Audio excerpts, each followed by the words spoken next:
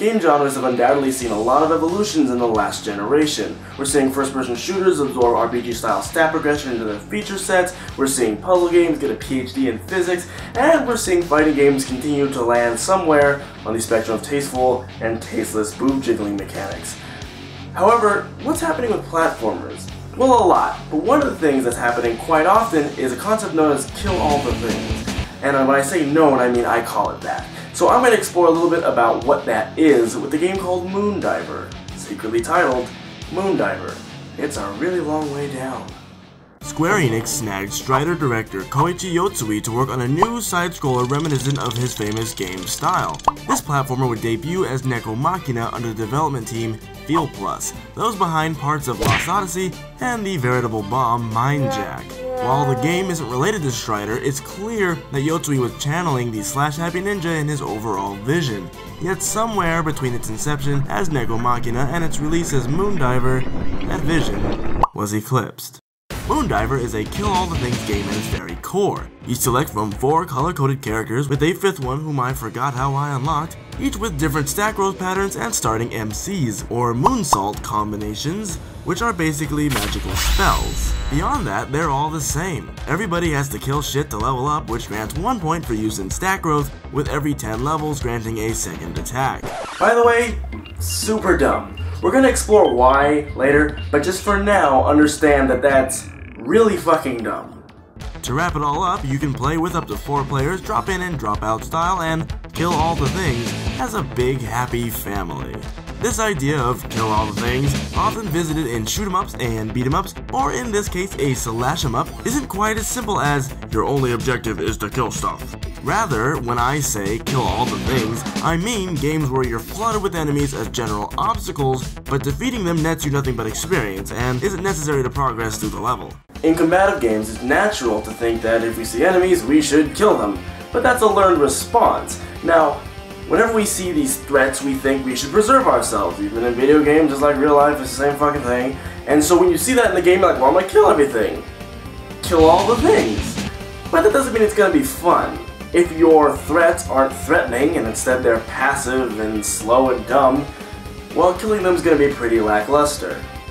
Early on, the problem with Moondiver stems from that very concept. Slow, stupid, passive enemies. Shit like this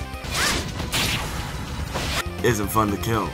It's about as challenging as pulling the plug on an elderly person. Encounters such as that will make up the bulk of Act 1 and even trickle on throughout the game. You see, every level is laid out more or less the same. Long stretches of platforming including rooms, ledges, towers, and etc. with a decent few fight to survive, lock screens, and a boss or 2. This isn't bad. This formula is over 2 decades old at this point, and it works. The key is a nice mix of exciting events, tough boss fights, and that mainstay of enjoyable platforming and killifying. However, Moondiver's concept of these things quickly turned from intense and challenging to lazy and annoying.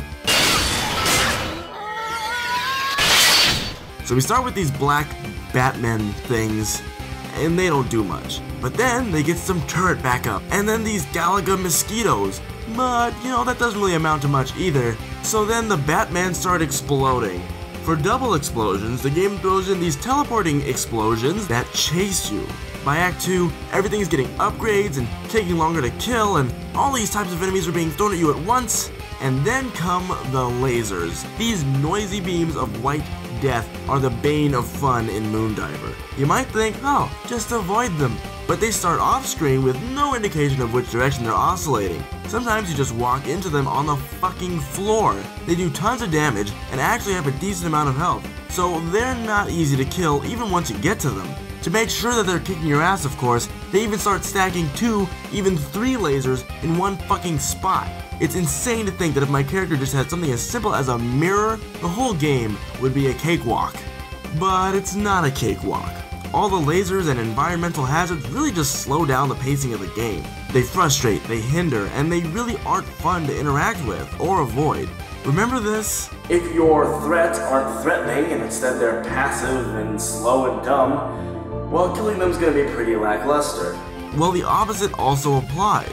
When you have to deal with screens like this, or this, or this, Constantly, the game goes from a confused mix of dry and fun to an unmitigated slog of pain and sorrow. Just like college. Moondiver's design is sort of a lazy patchwork quilt. All the elements are just sewn together haphazardly with no real consideration of how each piece fits next to each other. There's so much enemies stacked on top of enemies that the purpose of any one particular enemy being in an area is kind of lost. It just sort of turns into a big pain wall, and there ain't too much you can do about it. So what does that mean for the gameplay?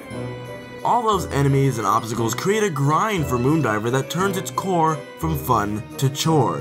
While that grind pays off from time to time, the interaction between player and enemies is mystifyingly broken. Let me break it down for y'all. Your basic attack includes 1 slash per 10 levels, a slide attack, your double jump, and your ledge hang attack. Usually your main attack is at least serviceable, right?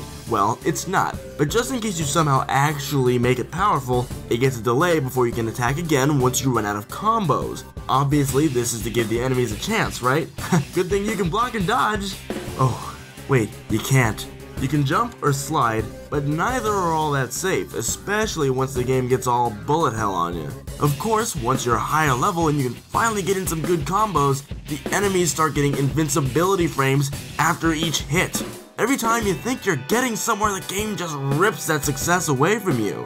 And that's not even mentioning the fucking charge attack. The moment you sustain any damage, it's interrupted, making it entirely impractical to deal with any situation that's not just a bunch of passive ground enemies or bosses. Ugh. So what's my point? Why am I harping so hard on this one issue? Not being able to manage threats is incredibly frustrating in a game where you kill all the things. The point is to prioritize targets, evade threats with proper timing, and use your different attacks to solve different solutions. However, the basic attacks and charge attack aren't enough to satisfy these criteria, and since most of the MCs are so strong, you're just gonna have to kill everything with that until you run out of MP. And then once you're out of MP, I don't know, I guess you just hope.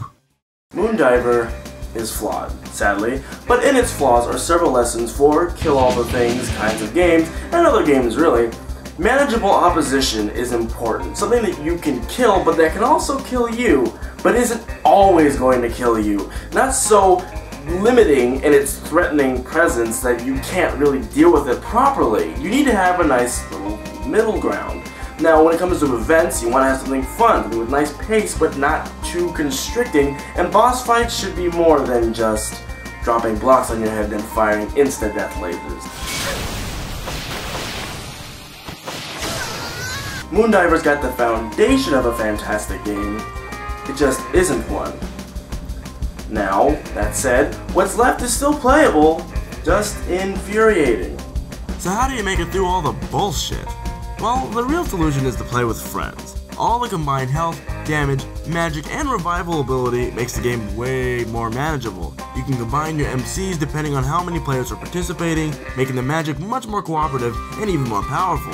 With friends, this game is still tough as nails, but overcoming such a challenge will be rewarding. Clearly the game was not designed for solo play. That said, it can still be played solo. Whether or not you want to is up to you, but I'll leave you with the version of the level I played the way the game wants me to play, and the version that I played the way I want to play.